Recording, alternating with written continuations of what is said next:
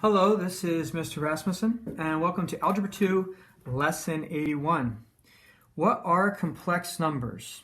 A complex number is a number that has a normal part, but also an imaginary number as a part of it, as you can see in that example there. We've got the I. Standard form for complex numbers is where the term that has the imaginary number in it is written second. So this is in standard form. However, if we were to divide that by 2 and write it that way, now it's one term and it's not in standard form. We would want to separate that out. It would be 2 over 2 plus 3 over 2i, and obviously 2 over 2 reduces to 1. And now it's back in standard form because the second part is has the imaginary number in it. In our lesson here, I'd like to work through practice problem A and B to show you how to do this. If you'd like to, pause the video, go ahead and do both of those, and then check it with my work. But I'll proceed here. Practice problem A, we have two complex numbers here divided into each other, and our idea is to simplify. Now, the reason we need to simplify it is because when a problem has an imaginary number or a complex number in the denominator, it's not in its simplest terms. We need to have that moved into the numerator and just have a normal real number in the bottom. So how do we do that? Well, if you remember, we can eliminate the imaginary part out of the denominator by multiplying by its conjugate.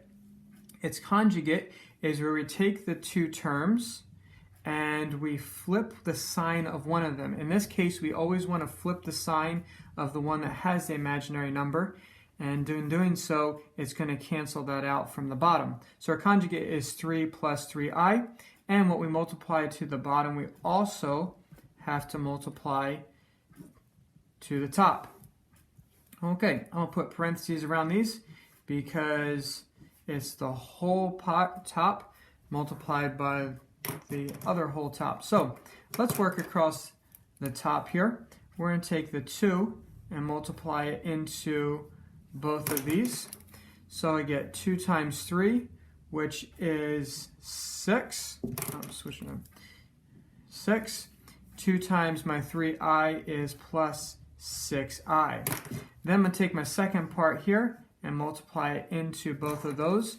So 3 times 3 is 9i, and then 3i gives me plus 9ii.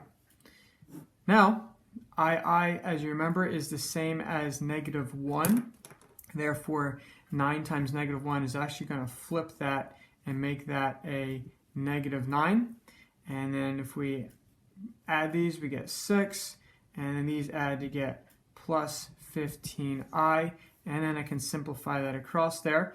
As 6 minus 9 gives me -3 plus 15i. I want to write the 15i second to keep it in standard form. All right, let's look at the bottom part here.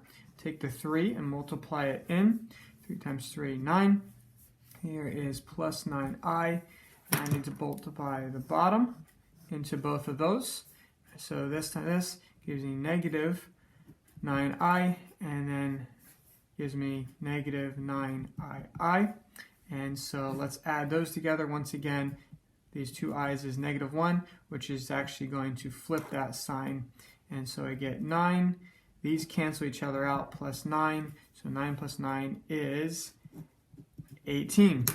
Now, once again, like I showed you at the beginning, this is not a complete answer yet. It can be simplified further because you want to put it in its standard form. And so it's going to look like -3 over 18 plus 15 over 18 with the I there. And then obviously both of those can be reduced. 3 goes into 18 6 times, so I reduce that to -1 6. And my 15 can be reduced by 3 as well. So 15 divided by 3 is 5. 18 divided by 3 once again is 6. And then my I.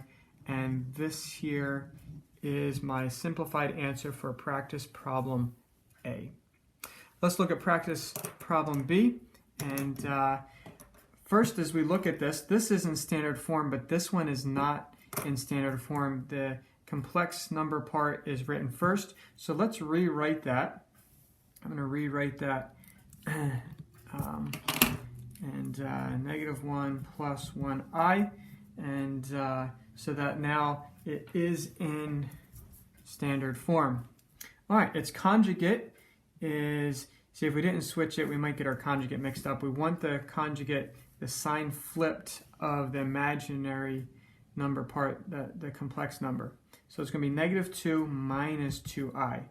And what we do to the bottom, we also have to do to the top. So there it is.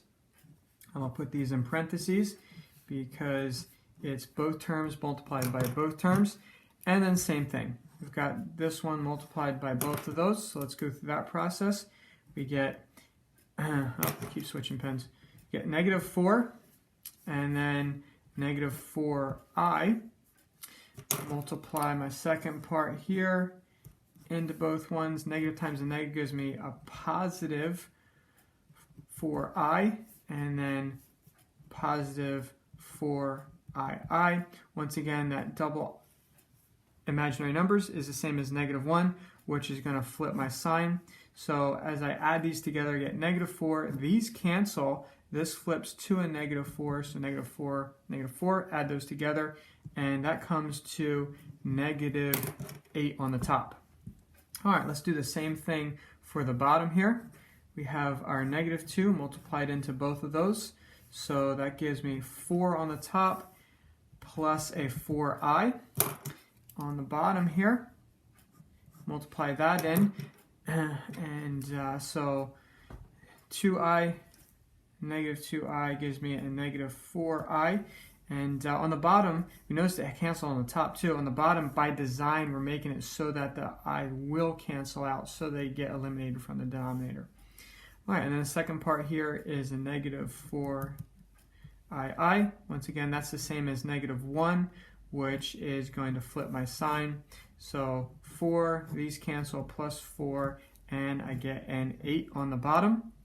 And so obviously, this one can reduce, and our imaginary numbers are all eliminated. We get -1 as an answer for practice problem B. Please feel free to contact me if you need any further instruction. Have a great day.